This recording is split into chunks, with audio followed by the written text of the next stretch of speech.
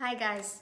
Some clients ask me if the diet varies during binge eating recovery. My short answer is it depends. It can be slightly different depending on your genetics and binge eating behavior. They fear they will not be able to eat certain healthy foods again. The goal during recovery is for you to get used to a certain amount of healthy food, which is usually more than you're used to, plus resetting your taste buds that are used to highly processed foods. Therefore, working on that is a priority and not being afraid of whether or not you'll be able to have certain foods again in the future. Remember that the diet is not set in stone and can be fixed and adjusted at any time. Even slight changes may significantly impact your overall health, mental well-being, and what most people who deal with binging is weight loss. If you're dealing with anorexia or you are severely underweight, the approach for you is different to some degree. I mention this because many of this group of people confuse their problem. So now let's get straight to my tips. Number 1, maybe you're already sick of hearing it. However, this is the basis for stopping binge eating. First, stop any form of restriction like not eating enough whole plant foods. Over-exercising can also be a form of restriction if you don't compensate for it with enough calories, or intermittent fasting can trigger a binge in some people. Any form of not eating although you're hungry can trigger binges. Number 2, whole carbohydrates are the number 1 macronutrient that helps you to stay binge-free. So stick to whole unprocessed carbohydrates like potatoes, sweet potatoes, rice, beans, quinoa, etc. Avoid processed carbohydrates for a while, even the healthy ones like whole grain bread and pasta. I like to keep saying, if in doubt, leave it out. Does this mean you cannot have those foods again in the future? No, depending on your goals, genetics, and your weight, you might be able to have them again in the future. But for now, during recovery, leave the processed carbs out. The most common reason why people still binge on a plant-based diet is that they don't allow themselves to have as much starch as they need to feel satisfied. So they only have 1 potato instead of 3 or whatever. Number 3, the concept of calorie density while losing weight got very popular over the last few years in the plant-based world.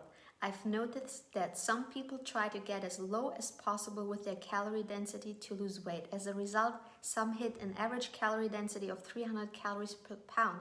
But remember that our ancestors ate a diet somewhere between 500 and 700 calories per pound.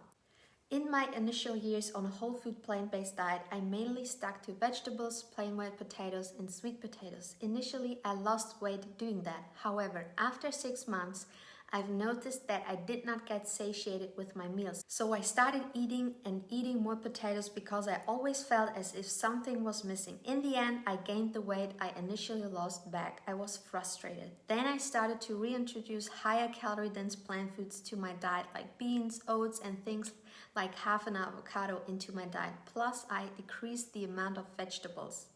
Therefore, keep an eye on that as well. Eating a diet lower in calorie density than the average Western diet is important for health and weight loss, but don't go overboard with it because it can trigger overeating or binging. Number 4, stop consuming processed foods for a while.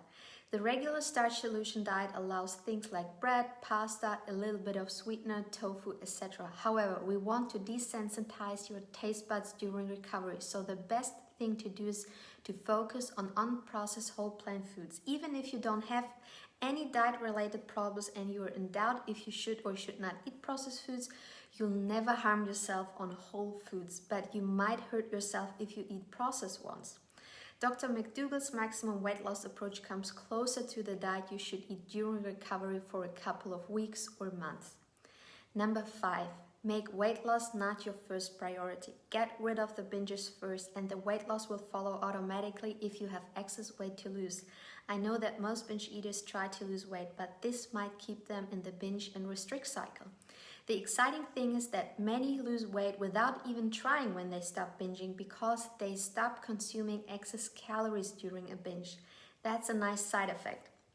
Number 6, be wise with your salt intake. Salt is a very controversial topic even among all the plant-based doctors. The True North proclaims a SOS-free diet, but Dr. McDougall is fine on having a little bit on your food. From my practical experience, it is very individual. For some people, it triggers overeating because the food tastes better with salt, and for others, it helps to eat more whole plant foods like salads and other healthy foods, and in the end helps them to stay away from binging. Know yourself and be honest to yourself. Number 7. Keep your food simple but exciting enough that you don't get sick of them and go back to processed foods instead. So for example, have a plate of your favorite steamed vegetables with potatoes and beans. You don't need to add 10 different vegetables. Even if it's just broccoli with rice and beans, that's fine. But if it's too bland for you, add some sauteed mushrooms, onions and garlic to make it more exciting. Don't find yourself trapped and overwhelmed into thinking you need a specific food plan to follow or doing certain recipes to succeed.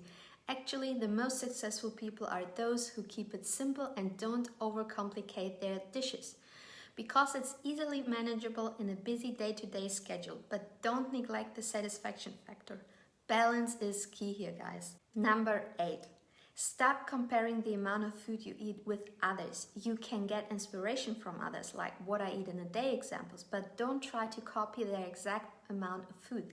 The person you want to copy has a different metabolism, different genes, different activity level, etc. Start to get confident with the amount of food you eat. In my surroundings, no single person eats more food in terms of volume than I do. I'm totally relaxed about that. Actually, I'm pretty happy that I can eat as much food while being healthy and not binging. And number 9, always have pre-cooked starch in your fridge at hand. It is even more important than having prepared veggie dishes because starch is the most filling food of all. And these are the ones that help best to calm your binge urges. I recommend having a big pot of cooked potatoes, sweet potatoes, brown rice, and beans. You can buy canned beans as well to save time.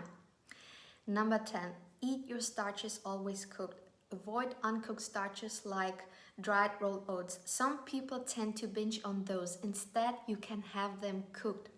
That's a totally different ballgame in terms of calorie density. In fact, cooked oatmeal has the same calorie density as white potatoes. They have a calorie density of 300 calories per pound when cooked. Therefore, oatmeal is a weight loss food when it's cooked. If rolled oats trigger you, even the cooked ones, stick to steel-cut ones or the whole oat grain. Most of the time, if I have the chance to analyze people's diets in my coaching sessions, there is most of the time a reason why people binge on dry rolled oats. By the way, I did that myself in the past, and nowadays I never binge on rolled oats because I changed some things in my overall diet. And of course, I followed the recommendations stated in this video and any other one you can find on my channel. Number 11.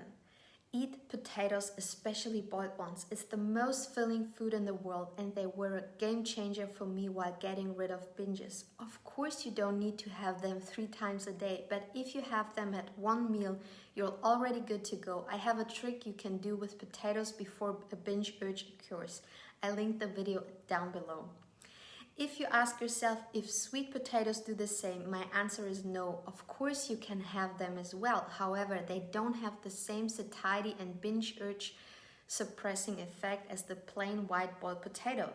The emphasis here is on boiled potatoes, not baked ones. Baked ones are also healthy and fine, but they are more dehydrated and the roasting effect makes them tastier. But if you can't eat boiled ones, stick to baked ones. This is also fine. Number 12, combine 2 starches at once if one starch alone is not very filling. For example, whole grain rice is not super filling. However, combined with beans or potatoes, this is different. Try to add some beans to your brown rice if you're not very satisfied after having rice with veggies. If you don't like beans or can't tolerate them, use boiled white potatoes instead. We want to create as many filling foods as possible. We want to signal your nervous system that its blood sugar level is super stable. Therefore, no need to switch on the famine defense mechanism which you perceive as a binge urge. Number 13, try to stick to 2 pounds of veggies per day. Of course, this doesn't mean you need that amount of veggies for a lifetime. Still, while recovering from binges, they are super helpful to fight your cravings because they contain a component which is called thylakoids, which helps to decrease cravings that are found in green vegetables. Furthermore, binge eaters are used to eating a high volume of food at once, and a combination of vegetables and starch is high in volume and mimics it. Number 14. Educate yourself on the concept of the pleasure trap by Dr. Doug Lisle and Dr. Ellen Goldhammer. I have a video on that topic, and there is a speech by Dr. Lisle which you both find in the show notes. I see this all the time where people fail. They underestimate the effect of the pleasure trap in the modern world. As a result, they blame emotional problems and other things for their binge eating behavior. Number 15. Stop the self-pity party trap. During my binge eating recovery, I was complaining all the time. First, I thought I was the only one who was not normal and was dealing with this issue. And second, I complained that I couldn't eat most processed foods in moderation. I was not grateful. The sooner I stop with the self-pity party trap, taking action instead and working on it step by step by learning the real causes of binge eating, the greater my success was. People like to use all kinds of excuses for why they binge, like emotional problems, unresolved childhood issues, a mean boss, etc. Do you know what this is? Psychology calls this status-preserving mechanisms. You try to get esteem by those excuses instead of focusing on the real problem. So you shift the real problem to another one, and you get esteem from others by doing so, because then others assume that it's not your fault that you binge. The pleasure trap is not your fault, but your responsibility for how you act upon it. And remember that correlation is not causation. The problem is that with this false status or the status-preserving mechanism in this dynamic, you will stay where you are. Nothing will change. There is a reason why Dr. Lisle keeps saying you have to work harder on your environment than on yourself when it comes to healthy eating. I see people fail because they ignore preparing their food on time, don't allow themselves to eat as much starch as they truly desire, they don't stay away from trigger foods, they still try the approach of moderation on junk food, have unrealistic weight loss goals, and so forth. Your individual personality also influences how easily you can manage this. It is true that some people have an easier time with their personality to succeed or faster. However, it is doable for everybody with a set of experience, practice, and diligence. Of course, the status-preserving mechanism happens on a subconscious level. And binge eating is not fun at all. I feel you. I had moments while I binged where I thought that I didn't want to live anymore, if this is what would be my life forever. So watch my other videos if you need more help on this topic. Don't stay paralyzed. Instead, implement the tips and try to find out what is hindering you. I dealt with binge eating for 15 years because back then I didn't know the real cause.